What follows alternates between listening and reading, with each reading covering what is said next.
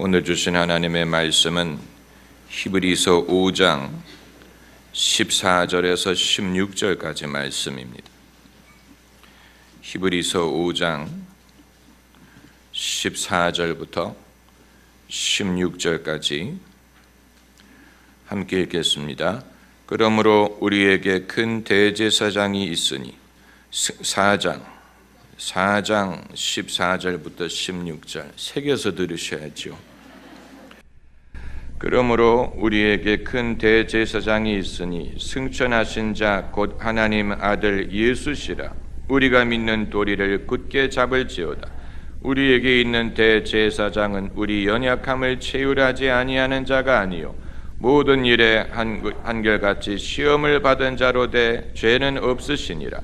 그러므로 우리가 긍휼하심을 받고 때를 따라 돕는 은혜를 얻기 위하여 은혜의 보좌 앞에 담대히 나아갈 것이니라. 아멘.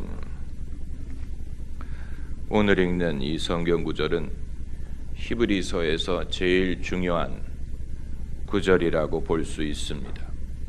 히브리서 공부를 시작하면서 아래로부터의 기독론에 대해서 말씀을 드렸습니다. 아래로부터의 기독론이 있고 위로부터의 기독론이 있다고 말씀드렸습니다.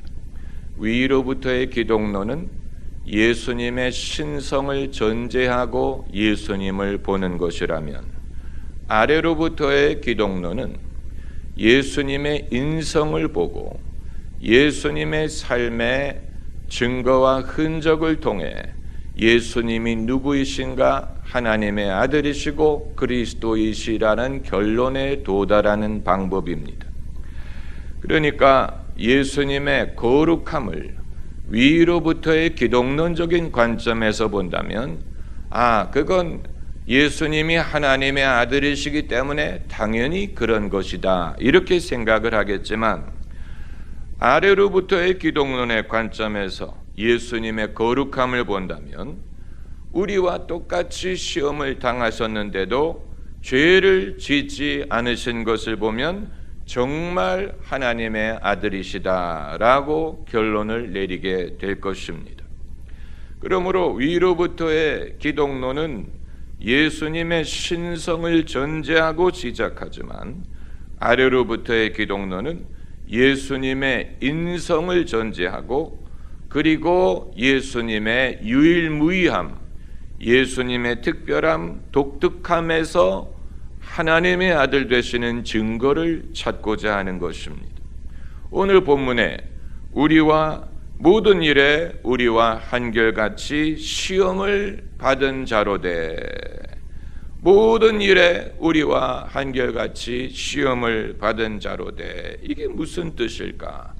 언제 예수께서 이런 시험을 당하셨다는 말인가? 언제, 어떻게, 어디에서 우리와 한결같이 시험을 받았다는 말이냐? 이것이 예수님의 공생의 사역 기간에 일어난 것을 말하는 것이냐? 아니면 공생의 이전에 30년 동안 일어난 것을 말하는 것이냐? 아니면 광야에서 마귀에게 시험당하셨을 때 그때 일을 말하는 것이냐? 어떤 이들은 예수님이 당하신 시험은 광야에서 마귀에게 당하신 시험이라고 보는 사람도 있지만, 그러나 광야 40일 동안 예수님이 마귀에게 당하셨던 그 시험만이 예수님이 사시면서 당한 모든 시험이라고 볼 수 없습니다. 만일 그 광야에서 받으신 세 개의 시험, 그 시험만이 예수님의 시험이었다면, 그럼 그 세 개의 시험이 우리 모두가 당하는 시험을 다 포함한다는 말인데, 그렇게 보기도 어렵고, 또 그럼 그 이전에 30년을 평범하게 사셨을 때는 아무런 일도 없었다는 말이 되는 것입니다. 오히려 예수께서 30년 동안 공생의 사역을 시작하시기 전에 30년 동안 평범하게 사실 때 그때 우리와 한결같이 시험을 받으셨으되 죄를 짓지 않으시는, 여기에서 예수님 공생의 이전의 시간의 역할을 우리가 발견하는 것입니다. 우리는 성경이 예수님의 공생의 기간만을 다루기 때문에 그 이전의 30년은 어떤 의미가 있었다는 말이냐, 그 이전의 30년 동안은 무엇을 하셨다는 말이냐라고 생각을 하기 쉬운데, 그 30년을 성경이 기록하고 있지 않지만 그 기간 동안에 예수께서 인간으로 사시면서 우리가 받는 것과 같은 동일한 시험을 당하시고 그 시험을 이기시고 그리고 비로소 공생의 사역을 시작할 준비가 되었으리라고 볼 수 있는 것입니다. 그 시험을 당하시기 위해 30년이라는 기간이 필요했다는 말입니다. 그럼 예수님이 당하신 시험에는 어떤 종류가 있었을까? 모든 종류가 포함이 되어 있으리라고 봅니다. 왜냐하면 우리와 한결같이 시험을 당하셨다라고 성경이 말하고 있기 때문에 예수님께서는 모든 종류의 시험을 동일하게 당하셨으리라고 봅니다. 시험은 어디에서 옵니까? 예수께서 광야에서 마귀에게 시험을 당하신 것을 보면 시험이 외부로부터 오는 것처럼 보일 수 있어요. 나는 시험 받고 싶지 않은데 외부로부터 누군가가 나를 유혹한다. 외부로부터 누군가가 나를 시험한다. 유혹은 외부로부터 온다라고 볼 수 있지만, 만약에 외부로부터 오는 것이 전부라면 나는 무고하다는 얘기예요. 나는 책임이 없다는 얘기. 나는 선하게 살려고 하는데 외부에서 자꾸 나를 유혹해서 나를 넘어지게 했다. 나는 책임이 없고 오로지 시험하는 자의 잘못이다 라고 생각을 하게 되겠죠. 그러나 유념할 것은 예수께서 광야에서 마귀의 시험을 당하실 때 배가 고프셨다는 사실, 배가 고픈 틈을 타서 마귀가 유혹을 한 것, 이 돌 명하여 떡이 되게 하라. 예수님이 배가 고프셨기 때문에 그 배고픔이 취약함이 되고 그 취약함을 마귀가 보고 돌을 떡으로 만들라는 시험을 한 것입니다. 그러므로 외부에서 시험이 오지만 그 시험은 우리 내면에 취약함이 없었다면 성립하지 않았을 것입니다. 우리 안에 있는 취약함이 우리로 하여금 시험, 외부로 오는 시험에 취약하게 만드는 것입니다. 오늘 본문에도 우리 연약함을 채우라신다라고 했어요. 연약함 자체가 죄는 아니에요. 연약함이 있기 때문에 우리가 시험에 취약해지는 것입니다. 우리 내부의 연약함, 그 연약함 자체가 죄는 아니에요. 그 연약함이 있는 걸 가지고 사람을 비판하면 안 됩니다. 사람마다 연약함이 달라요. 어떤 사람은 먹는 데에 연약할 수 있고, 명예에 연약할 수 있고, 무력에 취약할 수 있고, 애정에 취약할 수 있고, 사람마다 달라요. 사람이 갖고 있는 취약함을 보고 그 사람을 탓할 수 없어요. 그건 사람마다 다르기 때문에 어떤 사람은 무력은 전혀 없는데 명예욕이 강하다든가, 어떤 사람은 무력도 명예욕도 없는데 애정에 취약하다든가, 사람마다 달라요. 그걸 가지고 그 사람을 비판하면 안 됩니다. 그런데 취약함을 갖는 것은 죄가 아니지만 그것으로 인한 시험에 넘어가게 되면 그건 우리의 책임입니다. 그건 각 사람의 책임이에요. 무엇이 사람으로 하여금 시험에 넘어가게 만든다는 것일까? 이건 아주 중요한 문제입니다. 가인이 아벨을 마음속에 미워하고 그 얼굴빛이 달라졌다고 했어요. 그때 하나님이 가인을 경고하셨어요. 죄의 소원은 너에게 있으나 너는 죄를 다스릴지니라. 아직 가인은 죄를 짓지는 않았어요. 그러나 시험이 그를 기다리고 있었어요. 하나님이 가인을 경고하셨어요. 어느 시점에 가인이 들에 아벨과 나갔다가 그 유혹에 넘어갔어요. 그래서 일어나 자기 동생을 쳐 죽였다라고 했어요. 어느 시점에 우리의 취약함만으로 남지 않고 시험에 넘어가서 죄를 짓게 만드는 것이냐? 이건 아주 중요한 문제입니다. 아마도 자기 통제력을 잃어버리는 것이 유혹이 죄로 변하는 전환점이라고 봅니다. 자기 통제력을 잃어버리는 시점. 그러니까 이런들 어떠하리 저런들 어떠하리 기왕에 무너진 것 갈 때까지 가자, 이런 식으로 내가 뭐 때문에 이런 것을 참아야 되느냐. 다이어트를 실패해 본 분은 그 심리를 잘 이해할 것입니다. 다이어트를 하려고 애를 써, 자기를 통제하려고 애를 쓰는데 어느 시점에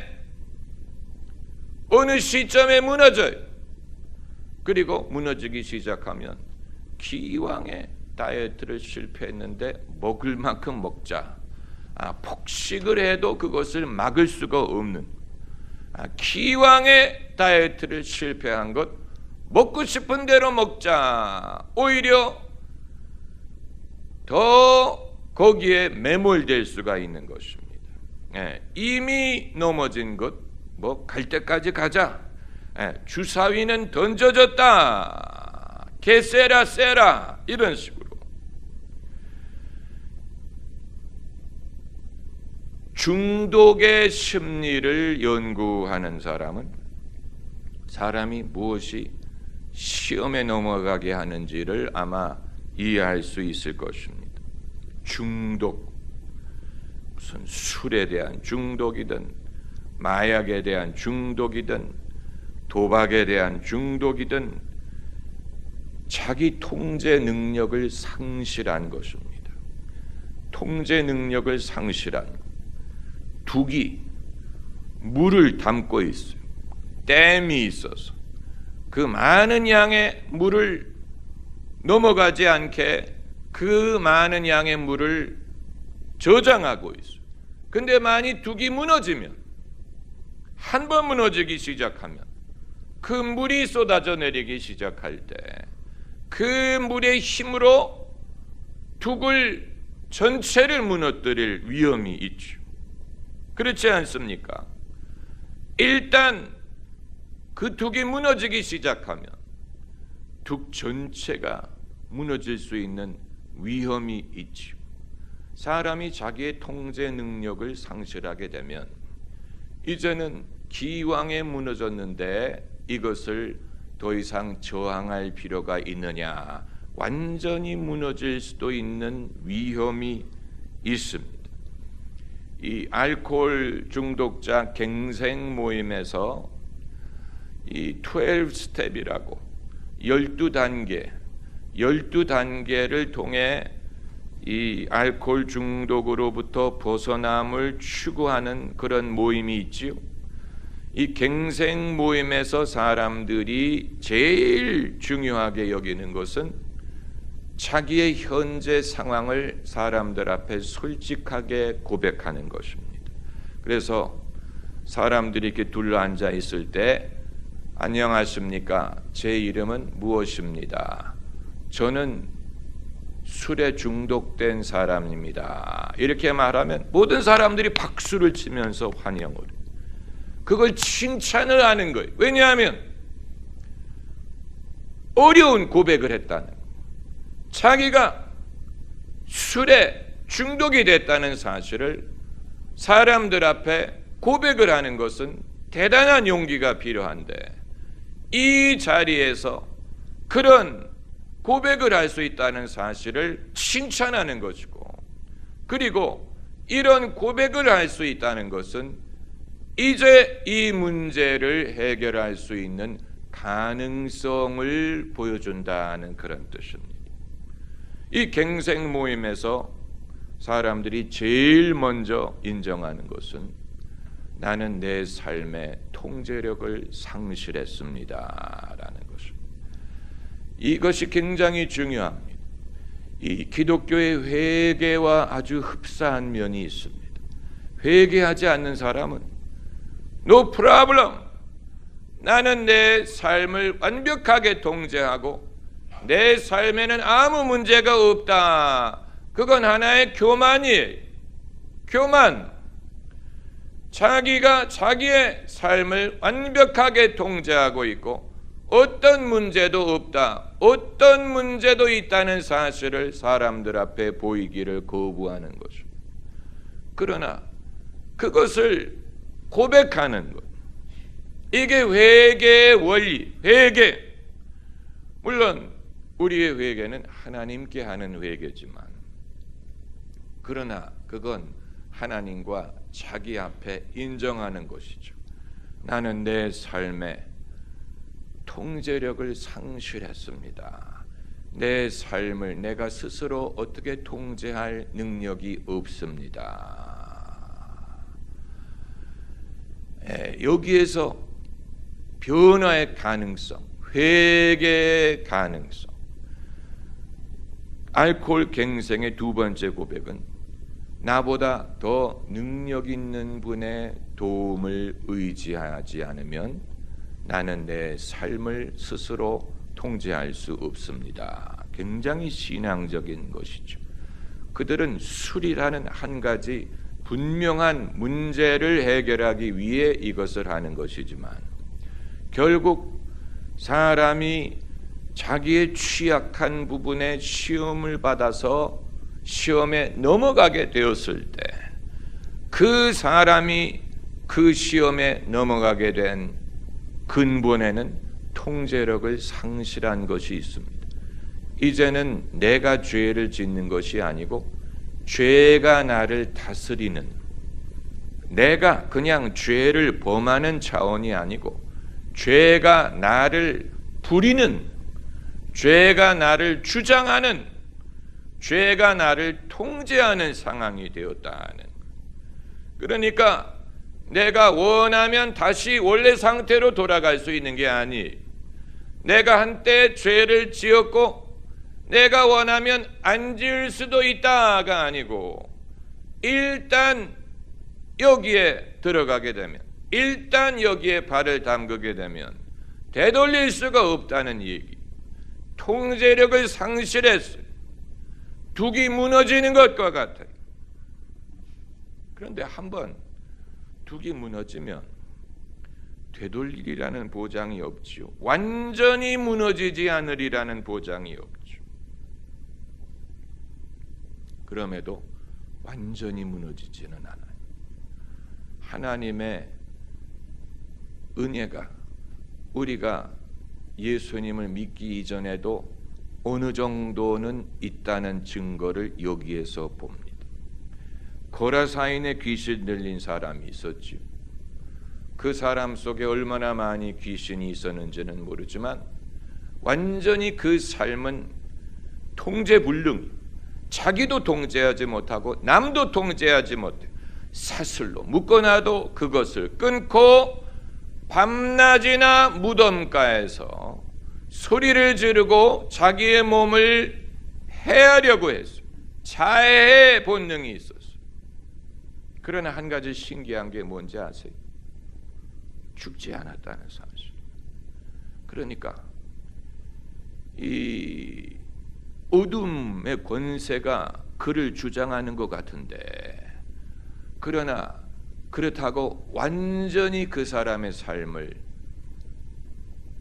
잃은 건 아니에요. 죽을 것 같은데 죽지 않고, 죽지는 않았어요. 예수님이 그 거라사인에 도착했을 때 그 사람이 예수님을 알아봤어요. 또 귀신 들린 아들을 예수님께 데리고 온 아버지가 있었지. 그 아버지가 말하기를 이 귀신이 이 아이를 불 속에 던졌다가 물 속에 던졌다가 죽이려고 하나이다. 무엇을 할 수 있거든 도와주옵소서. 그러니까 귀신이 그 아이를 해하려고 갖은 애를 쓰는데, 그런데 어떻게 됐어요? 아직 안 죽었어요. 그래서 아버지가 예수님께 데리고 올 수가 있었어요. 영화 엑소시스트를 보면 소녀의 몸에 귀신이 들어가지 않습니까? 별의별 목이 360도를 돌아가기도 하고 별의별 하지만 그 소녀를 죽이지는 못했어요. 아직 살아 있었어요. 그래서 결국 그 2명의 신부가 귀신을 쫓아내지 않습니까? 여기에서 우리가 발견하는 것은 죄가 사람을 이겼는데 사람이 통제력을 상실했어. 죄가 사람을 다스려요. 죄의 목적은 사람을 멸망시키려는 거예요. 그러나 사람이 죄에게 지기는 했지만 죄가 사람을 완전히 멸망시키는 단계까지 가지는 않았다는 사실. 만약에 완전히 멸망시키는 단계까지 갔다면 하나님의 아들 예수님이 인류를 구원할 거리가 없었을 거예요. 구원할 수 없었을 거예요. 왜냐하면 이미 멸망했기 때문에, 이미 다 멸망하고 다 죽어버렸기 때문에 건질 거리가 없었을 거예요. 죄가 사람을 이겼지만 그럼에도 인간이 다 멸망하는 단계까지는 가지 않고 물이 새면서 완전히 무너질 것 같았는데 다 무너지지는 않았어요. 그게 사실 희한한, 사실 놀라운 사실이에요. 이것을 이제 선행 은혜라고 부르기도 합니다. Prevenient Grace. 사람이 예수 그리스도를 믿어서 구원을 받기 이전의 단계에서도 하나님의 주시는 선행 은혜가 있어서 비록 죄가 그를 이기기는 했지만 그를 완전히 멸망시키지는 않았다. 하나님이 구원할 만한 여지가 남아 있었다라는 뜻입니다. 이 전적인 타락이라는 개념은 사람이 어떤 의의 흔적이 없이 완전하게 죄에 굴복했다라는 뜻이지, 죄가 사람을 완전히 멸망시켰다라는 뜻은 아니에요. 여러분이 예수님 믿기 이전의 시간을 기억하신다면 그것을 어느 정도 이해하실 수 있을 것입니다. 예수 믿기 이전의 상태, 예수님을 알지 못하는 사람에게도 그렇다고 그 사람이 완전히 인생이 망가졌다든가 회복 불능이 된 건 아니고, 예수님이 건질 만한 것이 있는, 그렇기 때문에 고넬료 같은 사람도 예수님이 구원하시니까 아주 주님께 유용한 쓸만한 종으로 변화할 수가 있어. 또 막달라 마리아에게 7 귀신이 들어 있었으니 얼마나 그 삶이 피폐했겠어요? 그러나 예수님이 그 귀신을 쫓아내 주셨더니 이제는 예수님을 누구보다도 사랑하고 섬기는 귀한 종이 될 수가 있었다.